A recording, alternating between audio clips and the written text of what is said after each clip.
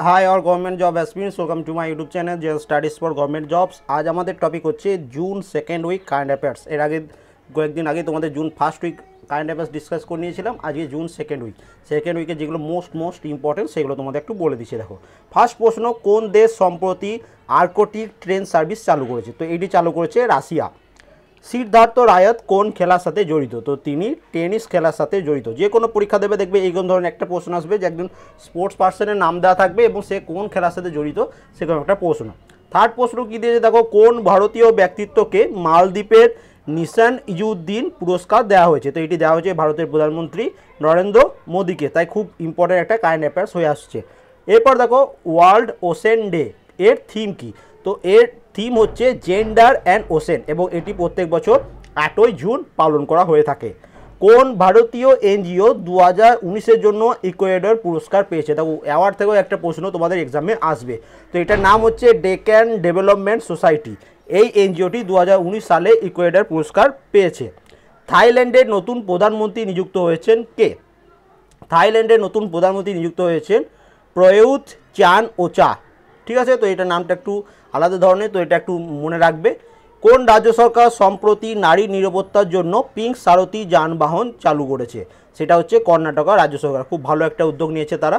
তারপরে দেখো, 2019 French open. দেখো, এতদিন পর্যন্ত অস্ট্রেলিয়ান ওপেন চলে আসছিল, এবার রিসেন্ট এর পরে তো তোমাদের যে এক্সামগুলো হবে এর পরের মান্থ থেকে, সেখানে কিন্তু তোমাদের ফ্রেঞ্চ ওপেনটাও ইম্পর্টেন্ট হয়ে দাঁড়ালো। তো এর আগে সেপারেট একটা ফ্রেঞ্চ ওপেন সম্বন্ধে সমস্ত ডিটেলস আমি বানিয়ে দিয়েছিলাম, তাও এই প্রশ্নটা তোমাদের সাথে রেখেছি। তো 2019 সালে ফ্রেঞ্চ ওপেন টেনিস টুর্নামেন্টে পুরুষদের একক শিরোপা জিতেছেন কে? তো জিতেছেন রাফায়েল নাডাল। তোমরা এটা কমেন্ট করে জানাবে রাফায়েল নাডালের বাড়ি কোন দেশ, কান্ট্রি নামটা তোমরা কমেন্ট করবে। কোন ভারতীয় ব্যক্তিত্ব আমেরিকান ফিলোসফিক্যাল সোসাইটি এর সদস্য নির্বাচিত হয়েছেন? তো ইনি হচ্ছেন রমিলা থাপার। এরপর দেখো, 2021 সাল থেকে কোন উত্তর আমেরিকার দেশটি একক ব্যবহার প্লাস্টিক নিষিদ্ধ করেছে, মানে প্লাস্টিকের ব্যবহার আর করবে না 2011 সাল থেকে?